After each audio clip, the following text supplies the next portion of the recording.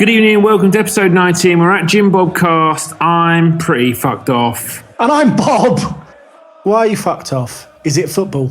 There's actually a lot of things at the moment, but like Arsenal have done nothing in the last week to improve my mood.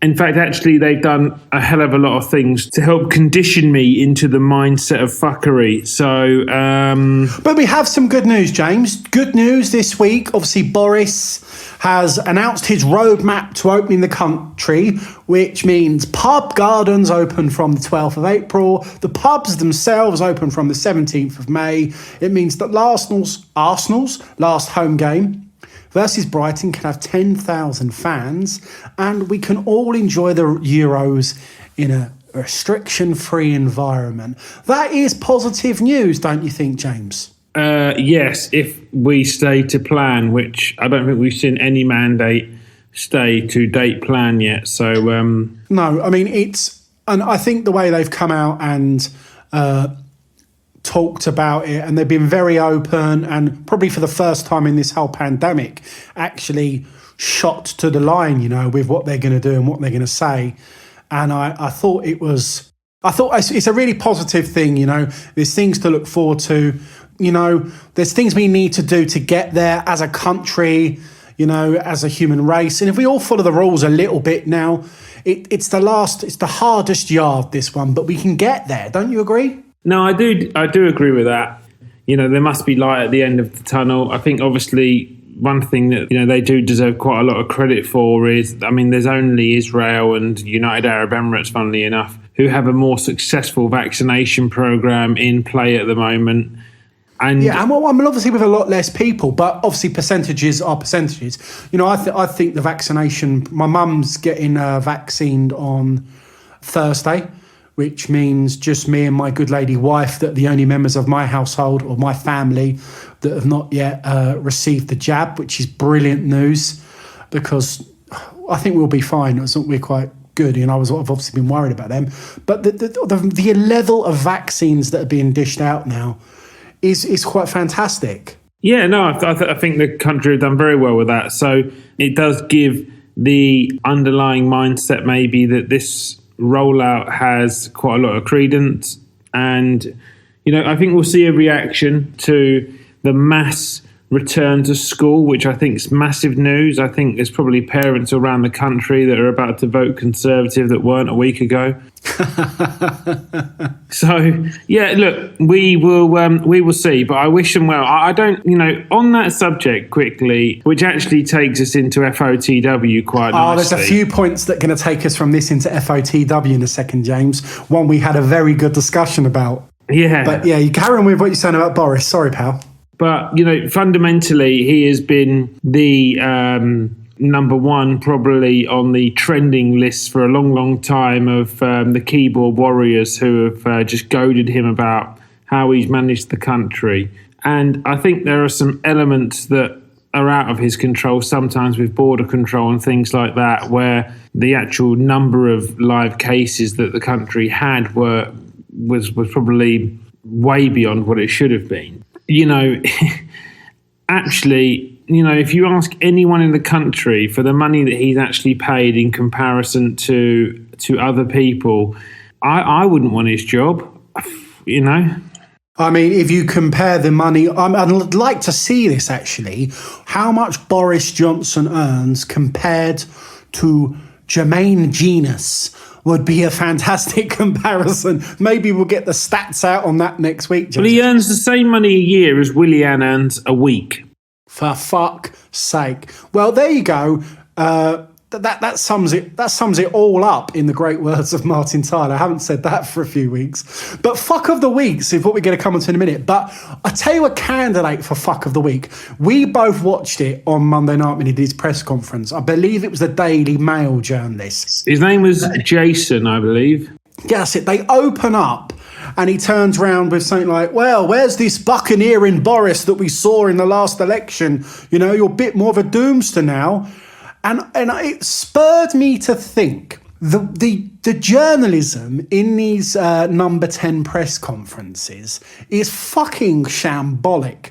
Imagine, and I said that to you, Mourinho and Klopp would have none of this level of journalism. They don't. They would just eviscerate them on the spot. They would say, what are you doing asking me these questions? And I jokingly said to you, I said, fucking Fergie, old Alex Ferguson, if he got asked some of these questions, I mean, he would fucking shoot them dead on the spot. He would have them killed. If you ask Fergus some of these questions. I mean, he famously didn't talk to the BBC for somewhat near 2 seasons because of the comments they made.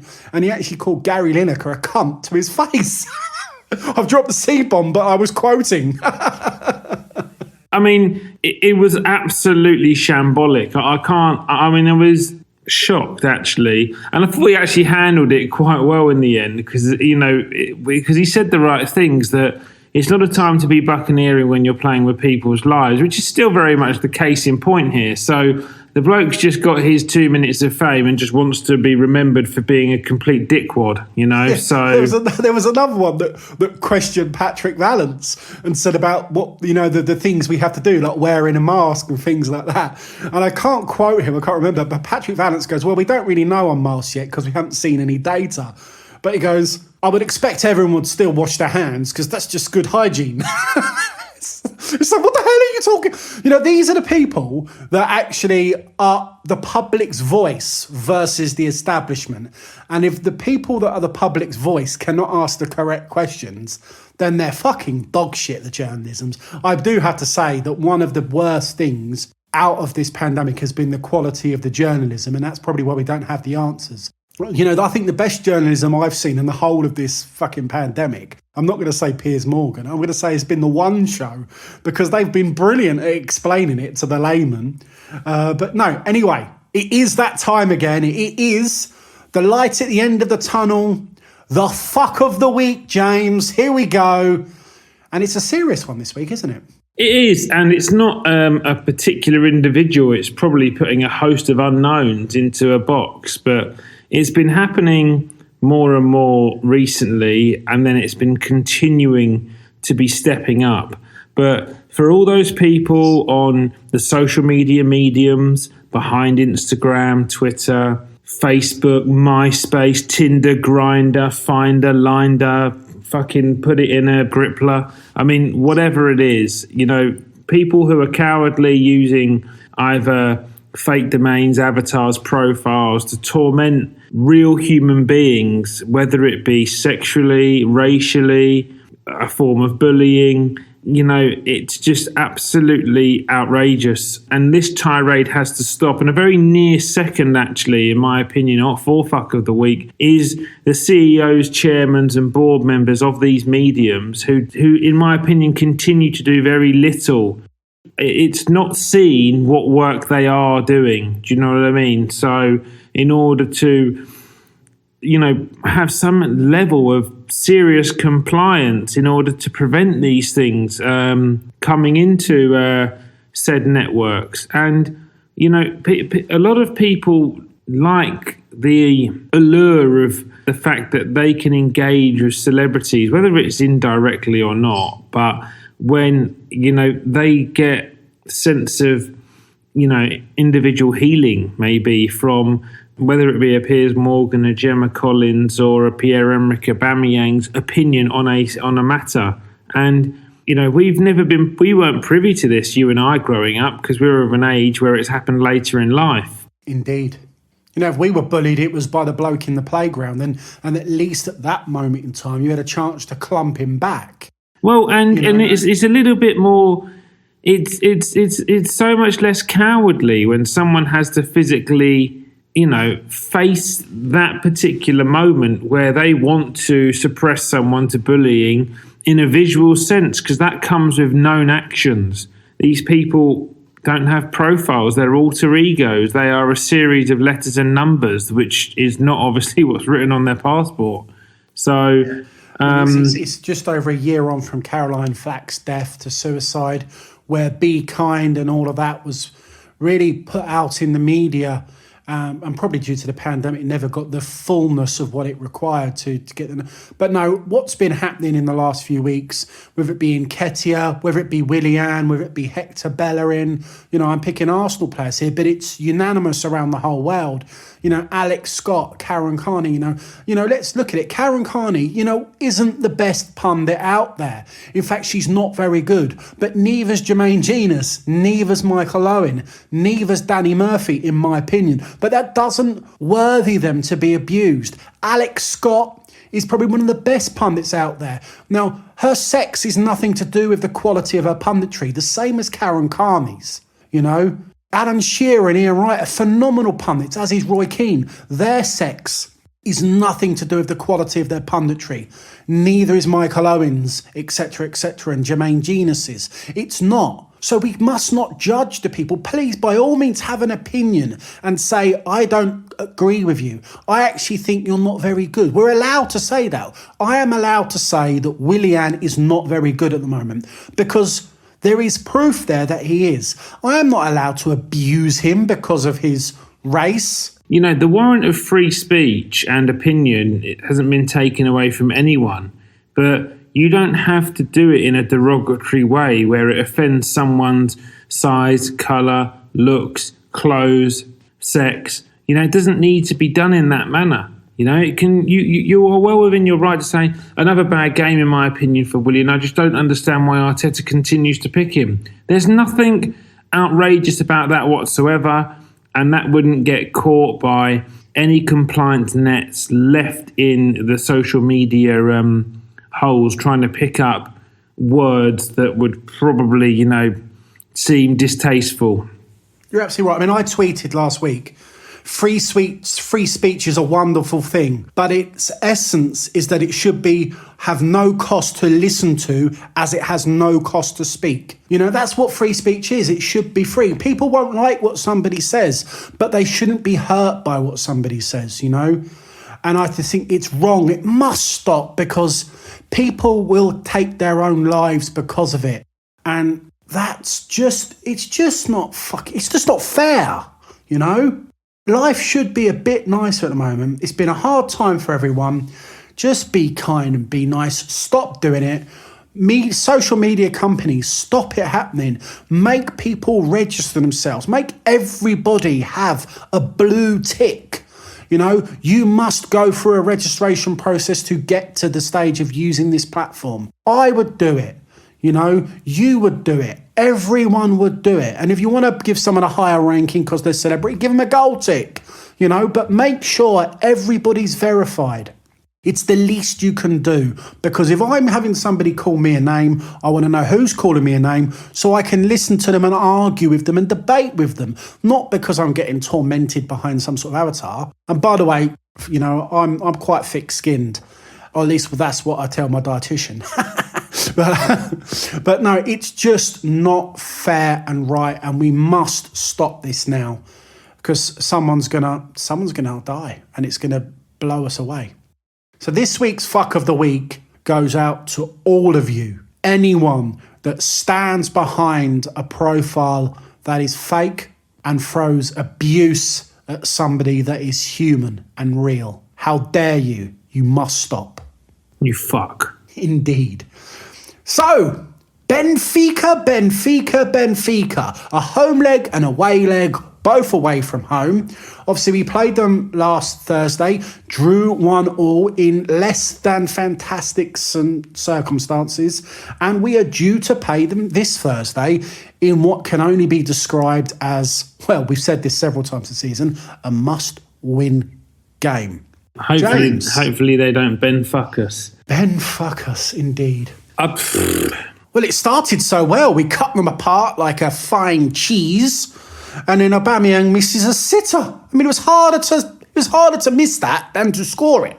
It had an element of a lot of things about it, which I think have been it was actually the perfect game to see when you paper over cracks reappear really quickly. Because it had an element of Wolves about it, where we bashed them up, but we didn't convert our chances, and then we got punished subsequently.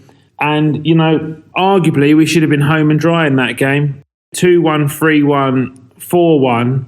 wouldn't have flattered the score based on the dominance in the early parts of the game. Absolutely. But unfortunately, Xhaka continued to play well. I thought Ceballos showed something in Party missing out, which I thought was very good for him, because that would have been a notable miss. Defensively, we had flaws again on the right-hand side. Ødegaard started to show a little more promise, but looked a little bit lost. At times he was good. At times I thought he was really good at moments. And, him and Saka looked well together. I did think there was some good link-up play with them that was pleasing. Yeah, no, there were some link-up plays, but then I thought that it got sloppy as the game went on, and then we actually wasted a hell of a lot of possession in the final third. We did. I mean, we controlled that game, but we never did anything with our control. And that's the problem. It reminded me of last year when we got beat by Olympiacos. And I just think it's going to come back to haunt us, only scoring one away goal, which means we're 1-1. If they score twice on Thursday night, it means we've got to score 3 goals. Well, even if they score once, we've got to score twice. Well, no, we can score 1 and go to penalties, etc. But if they score twice, we have to win outright. Whereas at least with 1-1 both ways, we could go to extra time and penalties, where we obviously would have a chance of the away goal not being counted once it gets to penalties. But no, absolutely, James. We controlled it, but we didn't assert control. Penalty, they scored, they got given. No real complaints about that. For the first time in a few weeks, VAR could look at that several times. It was a penalty, schoolboy error, really, wasn't it, from ESR?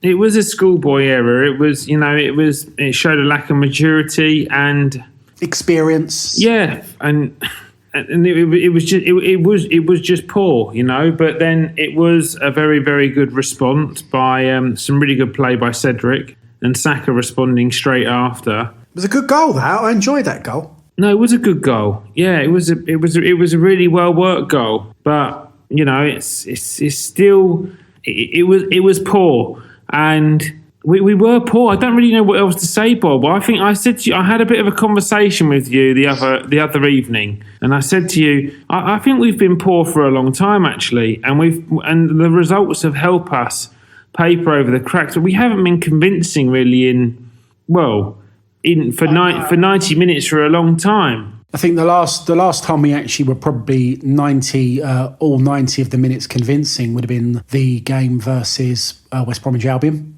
We were good then. We were, even against Newcastle and beat them. That was in the snow. They just had a managerial change, and they are proper candidates to go down. So Allardyce at that point had inherited a team that he hadn't really had long enough to work with. So it was a bit of a freebie. 90 minutes against Benfica, we talk about territorial dominance, but we only had 7 shots on goal, 2 on target. We only had a solitary shot on target against Man City. All of a sudden, we're back to the numbers that Arteta brought to us pre-Chelsea, when everyone, well, certainly you and I had said... I definitely was in that one, yeah. Yeah, you and I but certainly said that Chelsea arguably is the make or break game for him. He shouldn't really keep his job beyond that point. He'd have been in the job properly for a whole year at that point. And I'm honestly this coming Thursday is so significant to Arsenal's season now. It is literally that situation again. Shit or bust. Yeah, our Arsenal season finishes in February if they don't go through this tie on Thursday evening. And that is such a fall from grace from where, like I always say to you, fans were so desperate to remove Wenger. And I don't deny that maybe he needed his time away from the club, but we targeted the wrong entity to get aggressive with, in my opinion, because the same people are still leading the football club, and it's still free-falling. From Wenger's worst season, oh my fucking God, if you offered Mikel Arteta 63 points today in the Premier League, he would chew off a fucking herd of hyenas for it. I mean... No, you're absolutely right. And that game, and that's one of the things that really pissed me off about last Thursday's game, was the negativity, the lack of impetus we've put into that game. We should have left it out there. We should have battered them to make this Thursday an easier game. It was negativity. Yes, it was fantastic to see Kieran Tierney back on the pitch. You know, and I think normally bringing on a player of his stature to replace Cedric on the right could be seen as an attacking substitution. However, he's been out for weeks. You know, asking and hoping for him to change the game was going out a bit on a limb, because the bloke's match fitness would be far from it. You know, then he's made substitutions with Pepe and Martinelli on for Smith Rowe and Aubameyang. You know, again, what do we think about those substitutions, James? This is my biggest issue with Arteta. I cannot evidence a situation in any games under his control where we have changed the formation or the personnel on the pitch to be more attacking bias than the one that kicks off the game. And that is outrageous, in my opinion. It honestly baffles me. He took far too long to make changes in that game, and the personnel changes were like for likes. It wasn't like, we've got 20 minutes here. It's a neutral ground with no fans. So it's not like you're playing away in Portugal under the sun with 50,000 Portuguese breathing down your neck. It is a neutral ground, just the same way as this coming Thursday is going to be. It's just that the Arsenal will be before Benfica in the score monogram at the top of the game. So, good word, monogram, by the way, there, James. Fantastic word. Have you been eating thesauruses? I know. I've had a couple of good weeks, haven't I? Yeah, you have. So, you know, the point is that I've said this to you on a number of occasions, and I think he got lucky pre-Chelsea, because people definitely judge him, by the way. Chelsea was the linchpin to the new Arteta regime. Pre that period where we were up against the wall, either losing or drawing games, players got sent off, and then he had an excuse to batten down the hatchet a bit. But you get no prizes for second. And I do want to roll City a little bit into Benfica, because it continued at Man City, and he set the team up at Man City to not lose badly. But I think he set the team up to lose the game.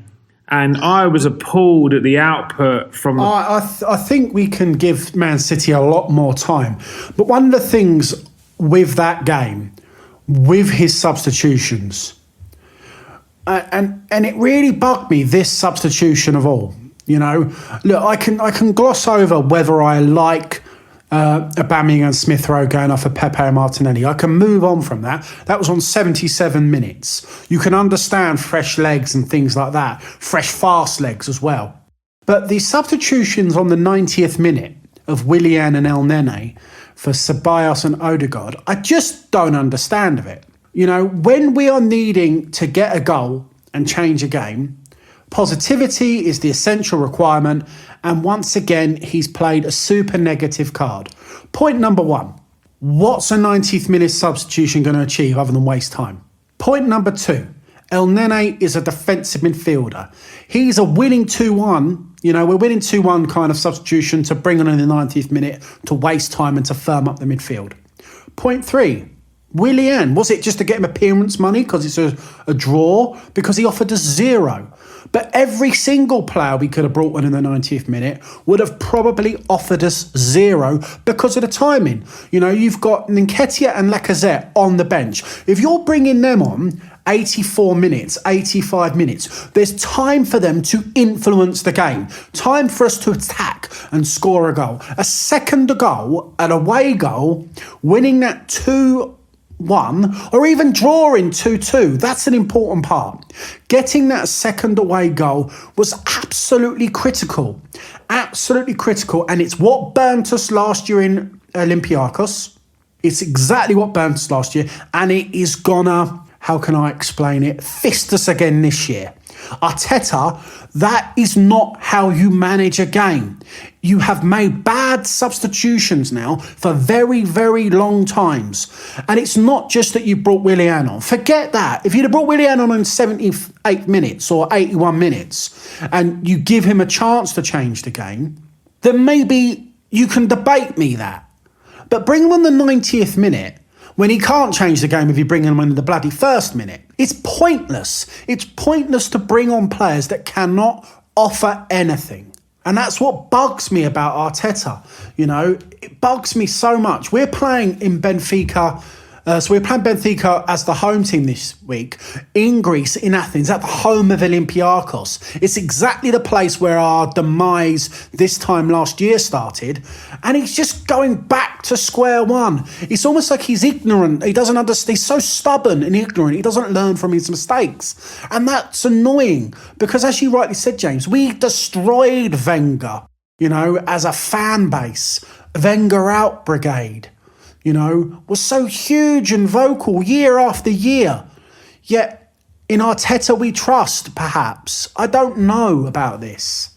He talked this week in his pre-game press conference before the Benfica game about Olympiacos. I thought it was cruel the way we got knocked out of the competition, he said. The tie was in our hands and we scored a goal, but then we just conceded in the last minute of extra time. Yeah, but once you do concede, you're fucked. That is just such a naive comment to make. It's like the bank manager of the Bank of England saying, I thought it was really cruel that the robbers targeted our vault. It just so happened that we had the door open on the day they came. So all of your life savings is now gone. But, it was just really unfortunate because it happened at 11:59 and we normally lock the vault at midnight.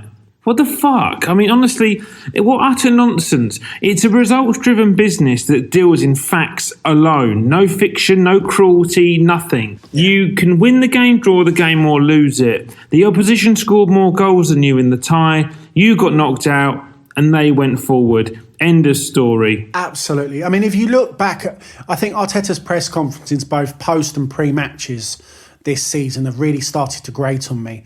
I've been listening and reading the Wenger book. We talked about earlier on about the press conferences that the government are giving and how they're going about it. His press conference, he just comes out and says utter bollocks, baffling stuff about mathematics and crosses. And if my auntie a bollock should be my uncle. And it's a lot of waffle. Do you know who the mole is in the dressing room? Yes, I think I do. You can't say that even if you do. It's rule 101 of press conferences. The Arsene Wenger famous line, I didn't see the decision. That's what you say. Wenger's pressers, managers gone by, the Klopps, the Mourinhos, they are masters of the press conference. Arteta is masters of bollocks. We are going to Benfica this week, and it is beyond a must-win game, James. It is season or bust. Ending a season that began in October or late September, ending a season that began then at the end of February, total demise, nothing left to play for, may as well pack up and go home and go on your holiday till next year, is absolutely scandalous for a team that is Arsenal. We are Arsenal fucking football club. We are the Arsenal. The Invincibles. Anything other than going through the tie will mean that he is categorically fuck of the week next week. He has to, not only does he have to get through the tie, he has to win there. It is literally, he must play a stronger side, James. No ifs, no buts. Partey's back in training. Back in full training today. Do you know what? He fucking plays. I don't care if he's back in full training. He is better than anybody else. I think they're probably already, if he's trained though, they're probably already in Rome, Bob. I mean, the kickoff's less than 24 hours away, so. Yeah, I mean, what they're going to be doing is in Greece. Oh boy, they're Rome last week. It's Greece this week. Oh, right, sorry. So what they're going to do is they're going to do exactly the same as what they did last week. They're going to be out there now training. And then they're going to stay on Friday and train, and then they're going to come back Friday evening like they did last week. That's a bit sensible. But he's got to play stronger side. I don't give a fuck. He's got to play the strongest tactics. He's got to go for the win. He's got to put everything out there. He has to try and, if he loses 2-0 or if he loses 4-3, but he's gone out there and given it everything, then he's, I've wrote it in our notes here, James. Leicester on Sunday must not be a consideration in his little head. He must take off the action man hair that he loves to wear, and just think, I have 90 minutes in front of me. If I do not perform for that 90 minutes, everything's done. Leave everything out on the pitch. Blood, sweat, tears. Set fire to the tears, Arsenal. Play proper football. Smash Benfica off the park. Give us something positive to talk about and go on and win. It's so important, James. But he's just not going to do it, is he? It doesn't appear so. I mean, I've had an issue with him now for a little while, because this does actually move us into Man City, and it does. I held issue with everything that happened on the weekend with the City game. I thought it was appalling. I mean, honestly, and it was actually everything that Arsenal have tried to do in years gone by fooling its fan base, that people think that we're closer, and pundits and fans completely took the bait. You know, they were never not in the game. We weren't in the game, and City shut down. They never got out of first gear. Never got out of first gear. And just because Guardiola acknowledged Arteta's Arsenal pre and post match, people think that he's had a hard graft. That is what you talk about when you're talking about journalist management. What Guardiola did, because he didn't. The retrospective heart rates of the teams around. You know, neither side never got above 100 beats per minute. You know, it was just meandering around the field.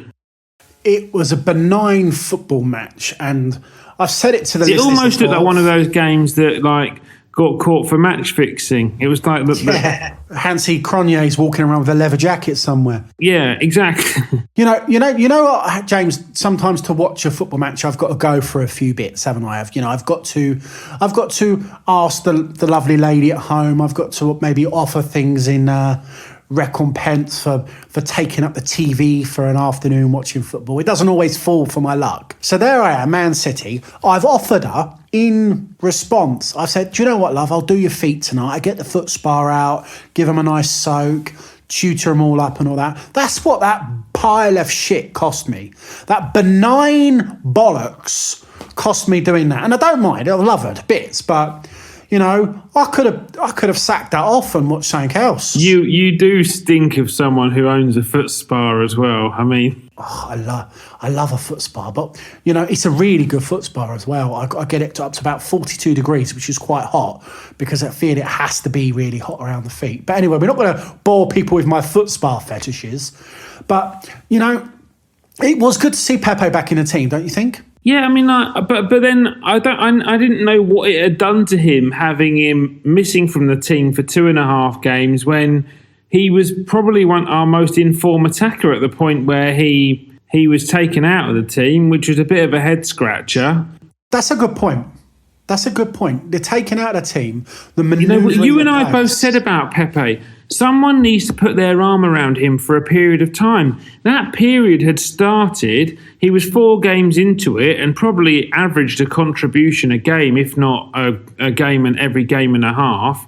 So, you know, statistically was exactly where you need someone to be in his position, if not better. And then all of a sudden ousted, no, take 10 days on the go and get splinters for 10 days. Well, hold on. He's done exactly the same thing with Lacazette. And now all of a sudden he's ostracised Smith Rowe to the left wing, you know? And that brings you back to the point. So, yes, it was good to see him in the team, but the way he was going to set up against Man City, bearing in mind it's sandwiched his 2 biggest games of the year, it felt like a reserve game for Pepe. And then he's been getting something out of the left-hand side. Tierney comes back into the side, so he's probably licking his lips. And then Saka goes left side and Pepe goes right. And Pepe, you know, before the game, all the pundits were talking about Saka's return since he has made the right wing position his own. And then against the best team in the country, he changes the wingers around. Aubameyang went fucking missing. That was absolutely from someone who recently scored a hat trick. His form against Benfica was atrocious, and he shouldn't. And it's inexplainable how he didn't score that opportunity, because if it was a fine save, you let it off, but it missed the target by half a metre. That is like bowling a wide off the square, so that's not great. and his contribution against Manchester City was absolutely immiscible. And the fact to put more light upon that is that he is the captain of the Association Football Club just makes it diabolical, completely, it's completely and utterly disrespectful to his employer to give that little in the game. The rest of the starting lineup I took umbrage with. He continues to persevere with Bellerin. He is in dreadful form, a continuation of the bad form that he's had previously, but then he's had a spark of 45 minutes or a moment in the game or beating a keeper near post where he gets through a game. But he was poor against Benfica, and he was utterly woeful against Manchester City, as was Rob Holding, who's been poor now. I think we're calling it new contract syndrome. We are. So, not a lot Leno could do.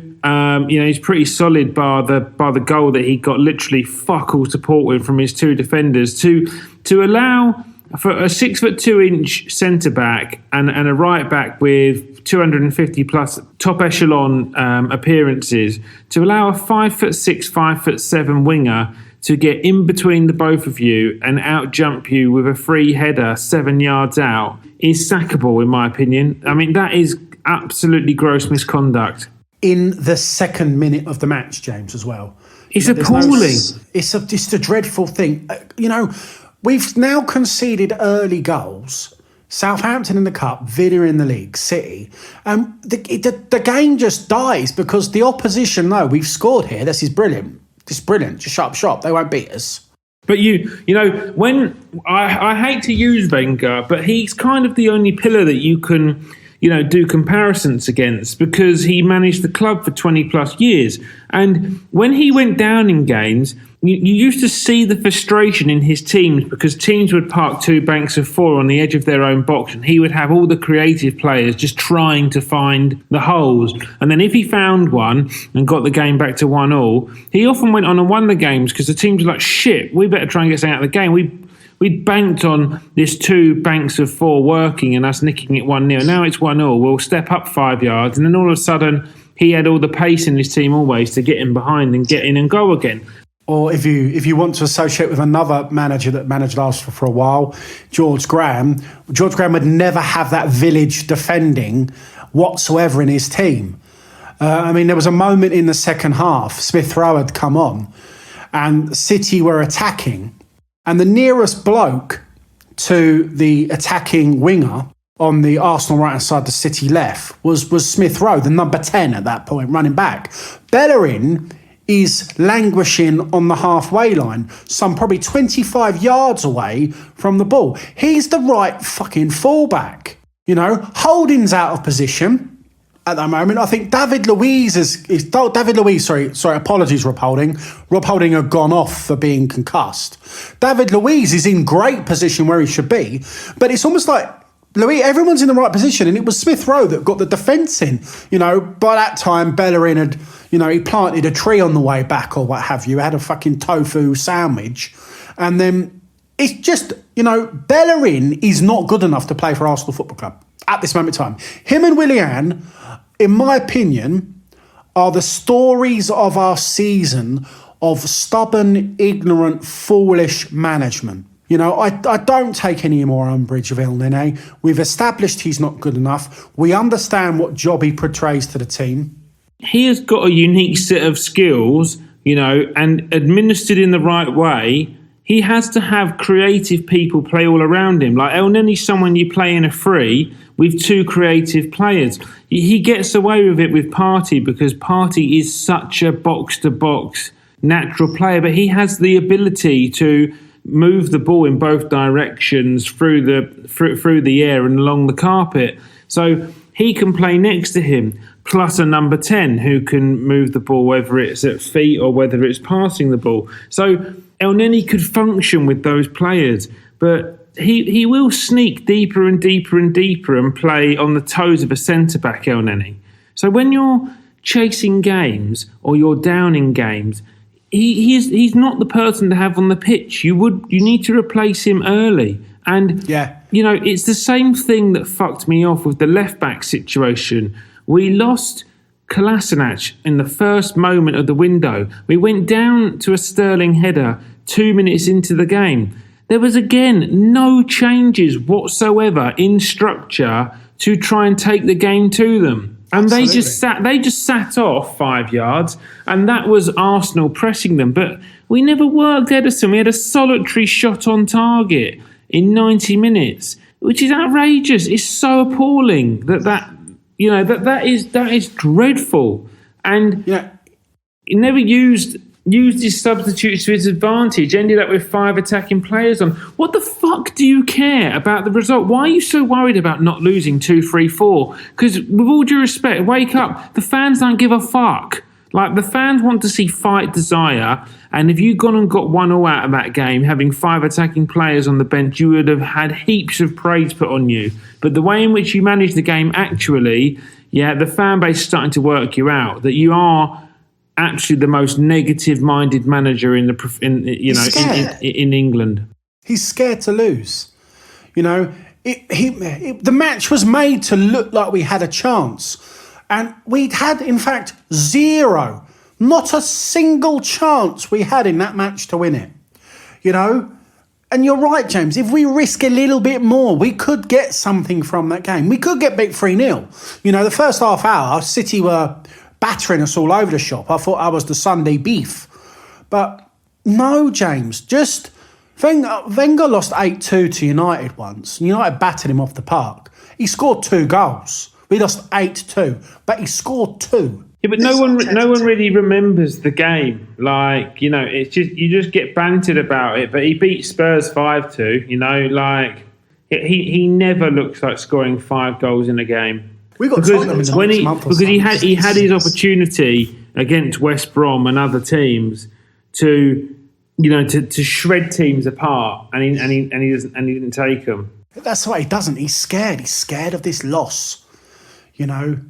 So you've said it to me, and there's something you're quite good at spotting this about how Bellerin has retired Pepe in that match. He's made him non-existent to the football. And that people will obviously give Pepe a lot of stick for his inability and the lack of productivity and positivity in that game. But it's all down to Bellerin, isn't it? But he never switched them over. He didn't move him to the other side. I was just looking at the subs again. Ødegaard and Pepe in the 73rd minute for Lacazette and Smith Rowe. Like-for-like substitutions at 1-0 down in that game. And then 86 minutes, he threatens the jugular, which was El Neni for Ceballos, which, it gives Ceballos all of 4 minutes to try and add some fresh impetus to the midfield, by which time City have got utter control of managing the game. Ruben Dias got man of the match, which I think was a bit harsh on every other player on the pitch, because Ruben Dias was lauding it. He didn't stretch a leg, did he? So, well, I don't even know if Aubameyang had 10 touches in the game. No, I don't think so. I mean, City flattered us with that result, didn't they? It was a flattering result, 1-0. No, it was appalling, Bob. Honestly, and it didn't actually bode well for, if you were Benfica and you were the team and you were in the team hotel watching that game on TV, you'd be rubbing your hands together thinking, we got this lot in 4 days, we'll have them. Yeah, you would do as well. Absolutely. And I would be thinking that. So obviously been reported in the press today and yesterday of PSG rekindling their interest in Hector Bellerin. And apparently there's rumours of Bellerin suggesting that he wants to leave. What do you think about that? Would you sell him? Yes. I would in a heartbeat, old bean. How much? What's his value? What's the best deal for us? Because obviously I saw someone tweet earlier on that there was a rumour of a swap for Draxler. Yeah, which I replied to, which makes no fucking sense. It's bad journalism. Draxler's out of contract in June, so why would you swap a player that I think probably had an 18 to 22, 25 million ticket value for someone that we could actually get on a pre-contract now? Exactly my point. It's a very good point. So Would you sell him for just cash money, or is there players out there that you try and tempt back the other way? Well, I don't know what they're going to do with Ødegaard. We haven't seen enough of him. He's been okay so far. He's probably played like someone that costs €3 million for half a season. So, total value. So he looks like a 15 to 20 million euro player who's on €2.5 million a year as a salary. That's the kind of, I haven't seen anything more of him to suggest that he's more than that. But if you've got him, you don't need Draxler as well. No, that's absolutely true. I know we need central midfielders and we need centre-backs and we need right-backs. And I thought we were going to do a deal with PSG in the summer for Kazawa, their left-back, which would look like it was almost done and dusted. And then that fell through for €5 million, and he's pretty much played every game for them since. Yeah. I mean, I try and sell him for just cash, personally. It's got to be cash because it looks like we've got to fund our own transfers again. So they've got to try and sell everyone they possibly can. There's no one in this squad, honestly, other than the homegrown players that in my opinion, isn't for sale. Yeah, he is a homegrown player, actually, Bellerin. And obviously, there's lots of players been touted about replacing him. Max Aarons, the guy from Norwich. Would you have him? Yeah, no. He is he's a really promising talent. He could probably step up into the next level of football. He would certainly add some dynamism. He's equal to Bellerin, if not more so, of an athlete than him. Again, I also feel there's some negotiables there with some of our players that we've currently got out on loan or got in the squad. Players like Reece Nelson and things like that. And obviously, Tariq Lamptey, the brilliant guy down at Brighton, is in fine form and he looks good. And I would have him. He would be right up my alley as an Arsenal right back. He looked good when he played against us. Bright, bubbly young lad. Yeah, and he's homegrown, which is important, as is Max. Yeah, I mean, Tariq Aarons. Lamptey's a proper talent. He looks to have all the attributes you need to be an operator in the modern game. He looks very, very astute on the football as well. Fullbacks are proper footballers now. They're expected to be able to provide a lot in the final third, as well as honour their defensive duty. So you need absolutely. I mean, if you look at what Kieran Tierney's given us as a left back, yeah, versus previous incarnations. Yeah, his ex-boss resigning today. Yeah, Neil Lennon resigned this morning, which was very not a shock, but out of the blue.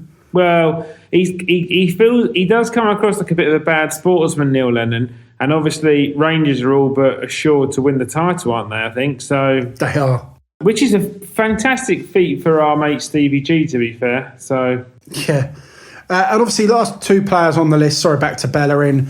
I'll see if I can pronounce this correctly. Ashraf Hakimi, the Inter lad. Obviously, they're hard up. Can't even afford to play these fees at the moment. So he could be on the way, the former Real Madrid man. We've been linked with him for a few weeks now, so that would be interesting. I think they might end up okay though, because I mean, look, if they decide obviously to move him on, then say la vie. But I think Inter Milan are also favourites to win the Serie A now, so that's going to probably come with some financial repatriation monies for them, and it's probably also going to encourage some pretty nice commercial deals as well. So if that is the case, they might be able to just do enough to hold on to him. And he is a regular starter there, and they're having a great season. So yeah, and obviously there's other players linked to Arsenal in the right back role. Justin, the boy James Justin from Leicester, he's having a good season, playing well. We talked about 18 points clear, level game. They are. They're miles clear. Bob, also, actually, very interestingly, not to just dwell on Scottish football, but they also are invincible through 30 games as well. Wow, really? Yes, played 30, won 26, drawn 4, lost none. 473, get on this, against 9! They've conceded 9 goals in 30 games. That's unbelievable. A goal difference of 64.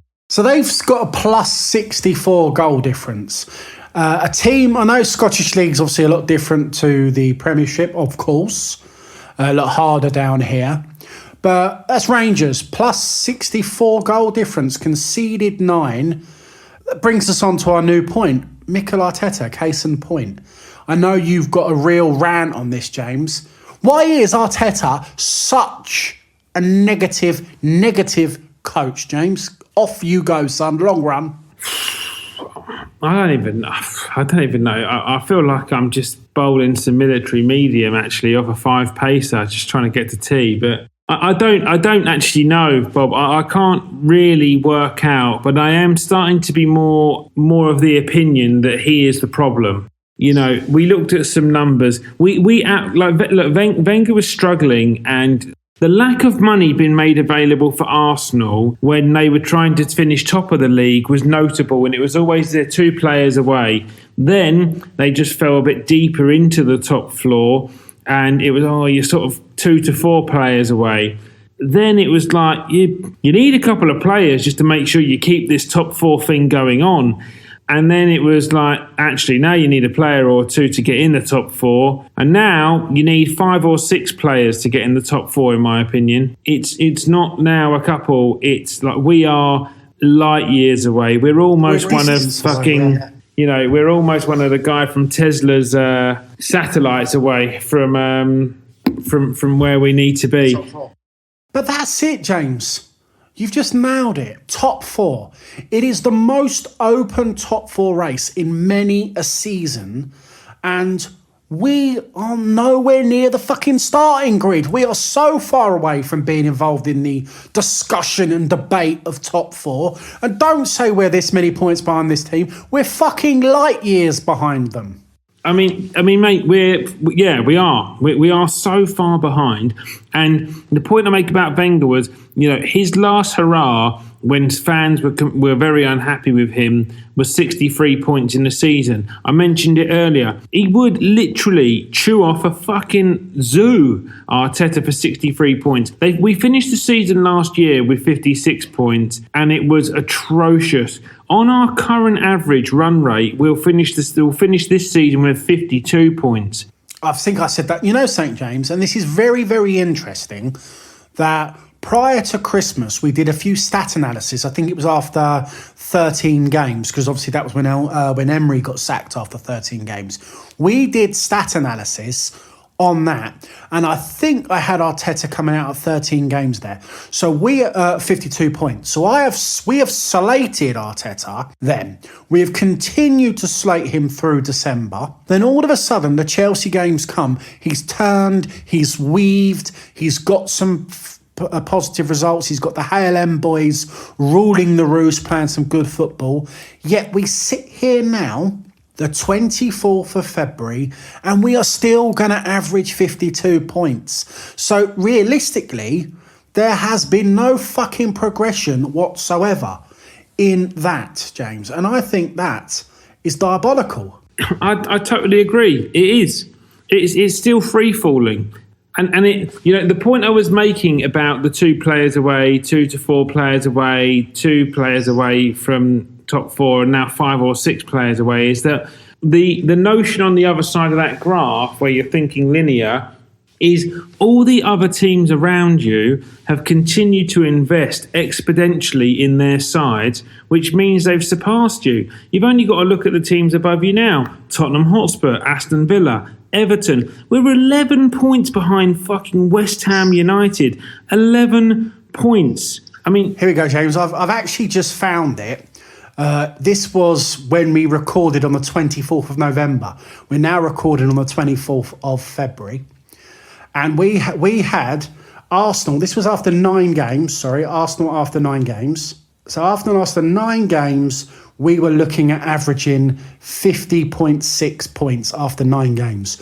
Yet the quality and all of that, what we're discussing about Arteta now, he's managed to get us averaging to looking like getting 2 more points this season.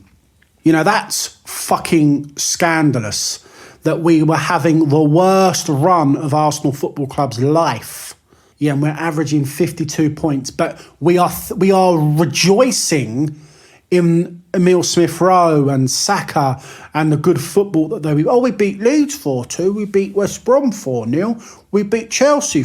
We've done all those results and we're still no better off. We are distinctly average. Mediocrity should not be Arsenal's past score ever in a million years. No. And, you mentioned West Brom. They only have 14 points from 25 games. They're all but down. Fulham are 18th and in the relegation zone. They've equally lost 11 games to us. Sheffield United in a terrible situation. Yes, exactly. So, we're 11 points behind West Ham, 15 points behind Leicester, Bob. That is, and we are still failing dreadfully to score goals. 31 goals in 25 games is, and this whole point about people say, we got the second best defence in the league. We haven't anymore, but, it's better. But, City have conceded 15 goals, though, and they're top. So that's 11 less than we have. Second best defence is all like, it's not like you're in the 100 metres and, you're missing by a gnat's dick. You're a couple of seconds behind the guy who's just tanked it up. Look, having the second best defence or whatever it is in the league can only be put to good use if you're going to attack. If you have, I have the my bath never leaks, but I never put water in it attitude, then you're never gonna do it. And I'd much rather us be conceding more goals if we're scoring more. I would much rather us win every game 4-2 than 1-0. I'm sorry. I wouldn't actually. If we won every game 1-0, I'd be still fucking over the moon. Don't get me wrong. If you finish the season with a plus 38 goal difference, winning every game 1-0, you'd have a great season. But logically, that won't ever win you the league. That attitude of we will win 1-0 won't win you the league. You've got to try and batter teams in the league now because you'll get battered. Teams will score 3 past you. Leeds will score 3 past some teams. Leeds scored 2 against us. We're lucky we 4-2 up, Well, look, you asked me about my issues with Arteta is because some of the things that are going on are absolutely on his shoulders. Not being backed by the board, I absolutely hear you. It's that is an Arsenal issue. They've done it now with him, James, and the previous 3 managers before that. Hold on, I don't reckon that even if Arteta had all the fucking money he wanted, if Kroenke come out and said, Mikel, Edu, I'm going to give you everything you want. Go out and do what you want. Here is here is £250 million next transfer window. I have nil confidence that Edu and Arteta will spend it wisely. I have zero confidence in their ability. So Kroenke's sitting there going, let's be frank, good money after bad. Did you not think Partey was money well spent? I thought Partey was incredible money well spent. Yeah. But that's easy because if you surround it with the other transfers... They haven't been given any other money to spend. Everything else has had to be some fucking backstreet brown envelope deal. Yeah, but they could have, Gabriel, do you think that was money well spent? I thought that was a good transfer. I think it could be a good transfer. Yeah, so they're the only 2 deals that they've been... Look, I'm not here just to completely make a fuck of Arteta. They are the only 2 deals under his management that have been done that have had any sort of investment. And I back both those transfers at the moment. I think they're both good deals. But he has been given... The point that people keep saying that our squad is average pisses me off. Like, Aubameyang's record to the start of this season was exceptional. Lacazette, people continue to knock him, but we always do the numbers, and he always comes up the right side of where the numbers are. Favourable numbers. Pepe's numbers, they're not poor for a first season in England, and the reason we paid the money we did for him was because his numbers were exceptional in France. Then Partey was a great acquisition. He is playing people continually who are a negative influence on the team and themselves are in bad form. Not replacing Tierney when you lose not replacing him, but giving him some support. We know Tierney's a class act on his day, but he has been injury prone since we signed him. He was injury prone when we bought him. We bought him injured. So to let Kolasinac and Maitland-Niles go in a window and not bring in support for Tierney, who was injured at the time, is utterly preposterous. I mean, it is so bad beyond the measure of people running £1 billion operation that I physically cannot. I'd condemn them to the sword. It is so bad to allow that to happen. You just can't. I physically can't fathom how that's okay. I can't. It's not okay, James. It's not okay. Decision around letting Martinez go and not replacing him and replacing him with some fucking schmuck who looks like, the brat who looks after fucking Kim Possible on the Disney Channel. Let's just say we got fucking incredibly lucky with that transfer in that when Leno actually did fall out of the team with his suspension, we did have Matt Ryan. Not that we won the following game because we lost at Villa, and it was only one game, and obviously a loss is a loss. But yeah, we've got lucky there because Leno could have got injured. They had to replace Runnison after 6 months. That's what they've done. Or rather, they've not replaced Martinelli after 6 months. They've waited 6 months to replace him, which is diabolical. You've wasted £1 million on that player there. You've cancelled Matt Macy's contract. You've bought a player for £1 million. That's 2 bad deals. Well, no, let Macy go is probably fair. But bringing Runnison in is a bad deal. The continued picking of Willian, dreadful management. I don't give a fuck. He was ruthless with Ozil. He should be the same with Willian. I don't give a fuck if he is Ronaldinho in training. If you can't convert it to the match day pitch, it's nonsense. No one won the fucking Open being a driving range like Lee Nash should have won fucking 10 majors because he could do everything you asked on call at Sandown. But but you can't you've got to convert from the driving range to the course. And I don't give a shit if he's the bee's knees at London Colney. Again, I bring back to this point. He has only one contribution, post the Fulham game on the opening day of the season. It's fucking February, so it's admissible. You don't get picked. It's at the expense of Gabriel Martinelli, who we had to re-sign on an additional contract because he was a 50 million pound target of Real Madrid after we signed him for 6 million. Give credit where credit's due to Edu because that's his connections who've brought him in. And then Martinelli to come back from injury months ago now. Everyone was fucking. I said to you at the time, the pressure on this boy is outrageous. Everyone on Twitter, he's nearly back. He's nearly back. Our saviour's here. Our saviour's here. He's hardly been fucking picked. Bad man management. It's appalling management. He hasn't played 90 minutes total since he's come back. It's not getting a sniff of Gunnosaurus's jockstrap, and that's not, it's fucking bollocks, James. That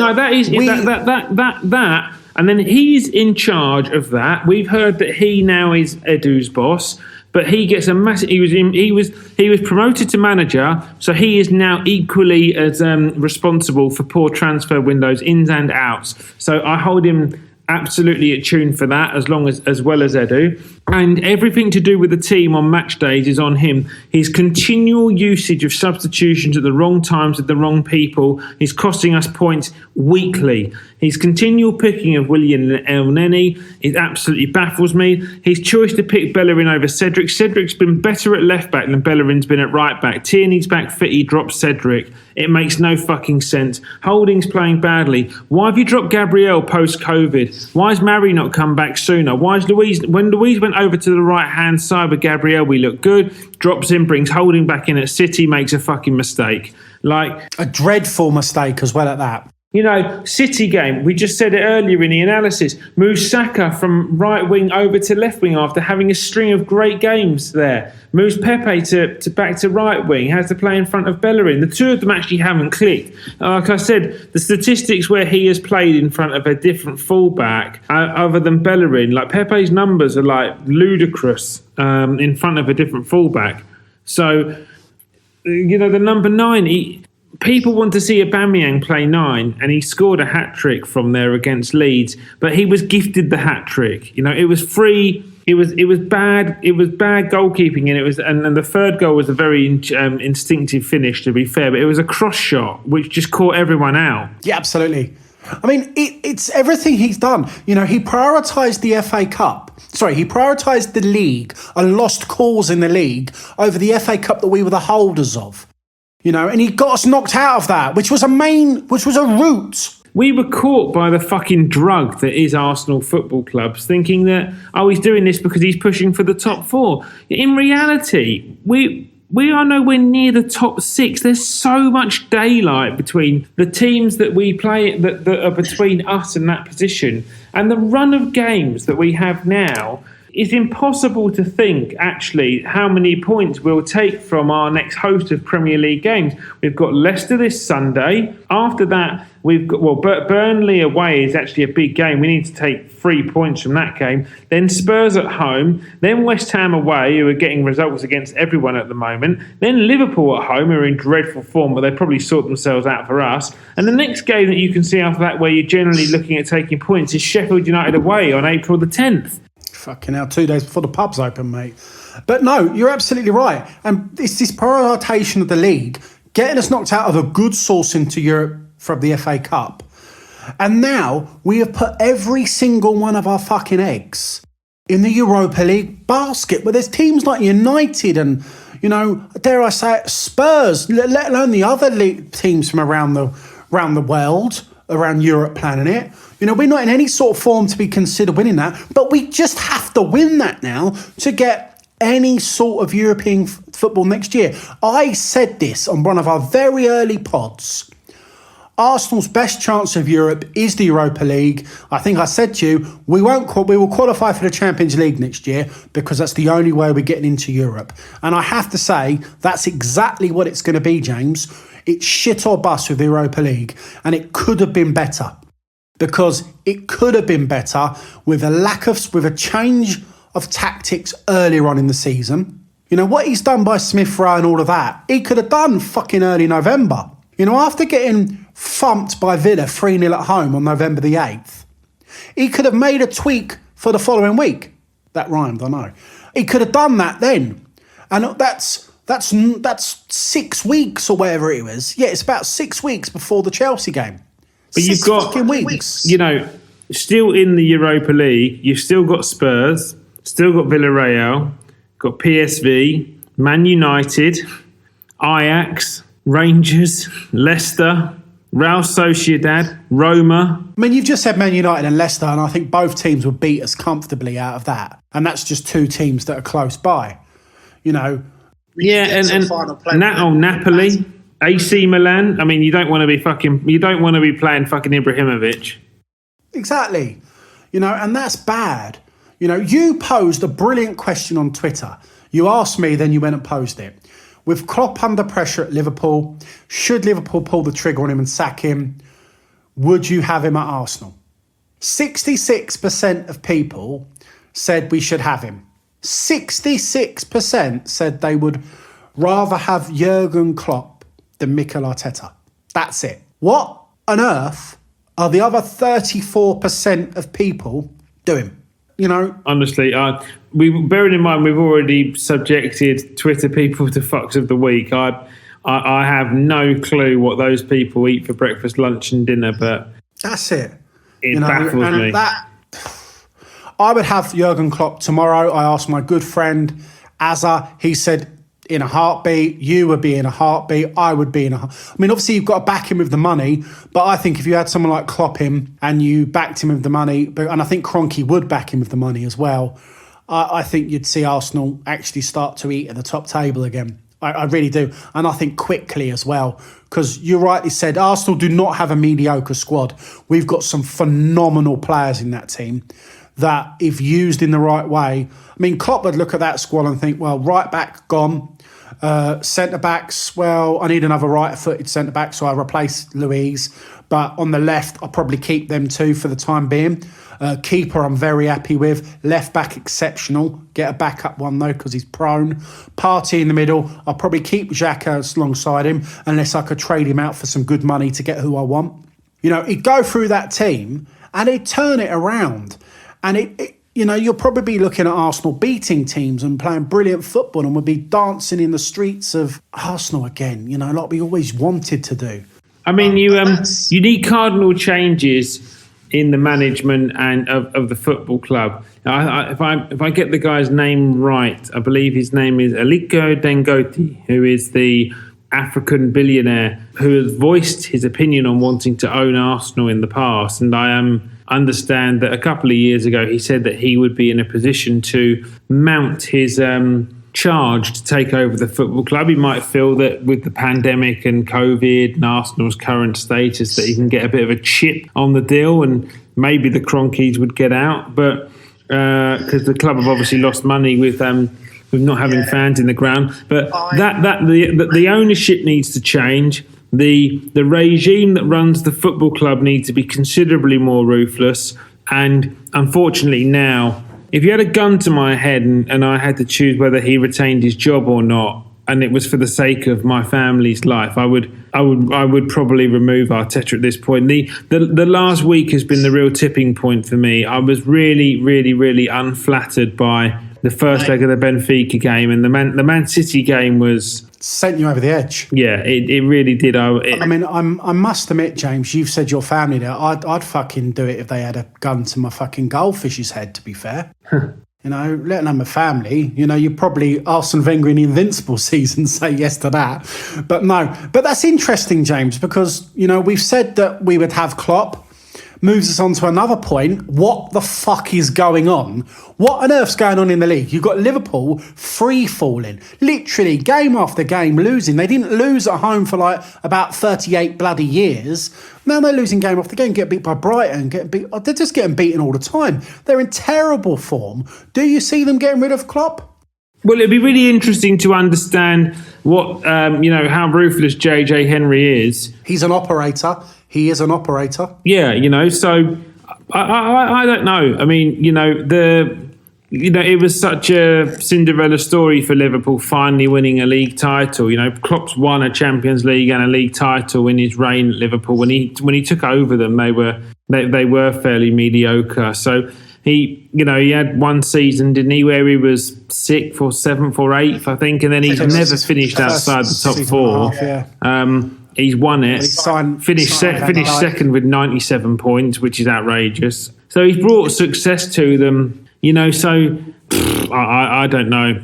It's actually a really bizarre season. I've only really focused on Arsenal because I like numbers, and people are fucking with my algorithms because of the results that Arsenal are producing and in the way in which they're producing them, that I'm somewhat not even down with the kids with other football results because I just can't work out this equation. But well, you've got Liverpool free falling. The other absolute what the fuck moment, West Ham in 4th, clear of 5th by 2 points, clear of Arsenal by 11 points. They are playing unbelievably well, and they are looking like they're going to qualify for the Champions League.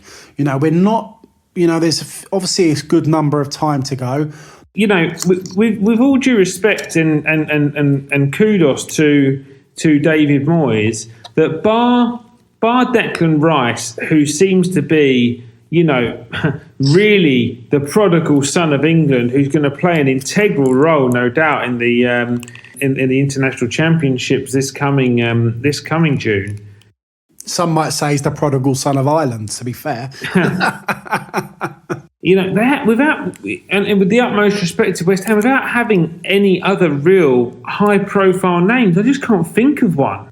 There's not, you probably say that after Declan Rice, West Ham's next most high-profile name is Trevor Brooking, and he doesn't even play for him anymore. Well, they're using Carroll. Mikel Antonio has been a shining light for them, but he's not really a number 9. But Lingard's gone on loan here and playing some fine form. Yeah, Lingard took 24 days to surpass the goal contributions, or double the goal contributions Willian's given Arsenal in 8 months. So, but Lingard has gone there and been in sublime form. You're absolutely right.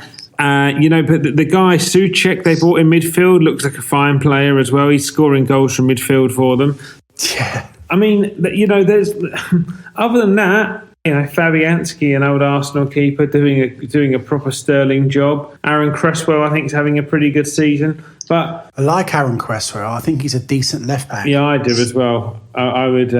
But they're playing great football and they're winning games. And the thing is, they're winning games. But they're beating proper opposition now. They've not just beaten all the teams below them, which is one way of doing it. Last weekend. Exactly. And they took a point in the Spurs game in the taking 4 points out of Spurs, because obviously Lanzini scored that wonder goal in the last minute of injury time. I remember that. Yeah, mate, so I've got West Ham in the family, and a very good pal of mine is West Ham. Likewise. And likewise, obviously your family and our famous Marky. This weekend, obviously, it's the anniversary of my brother's first ever surgery. He's been in 14 years. First 14 years since he had his first brain surgery. I remember it.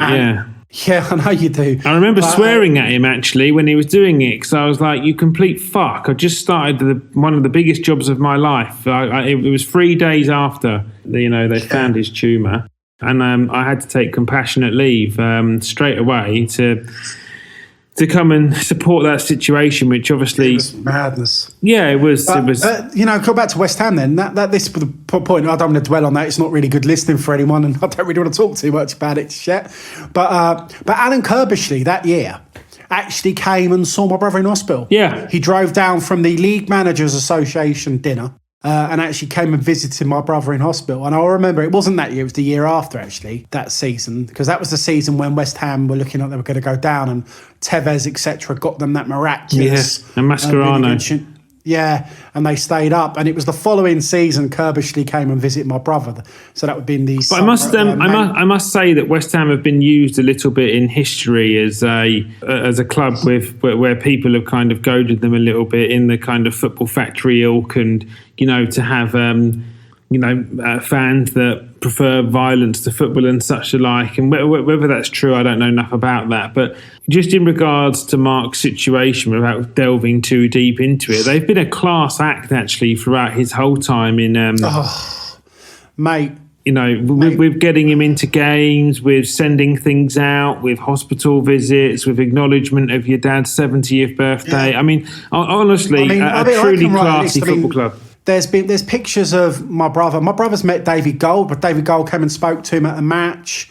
He actually went to a match with Adi Apatan, the wheelchair basketball athlete, West Ham fan. He went to the match with him.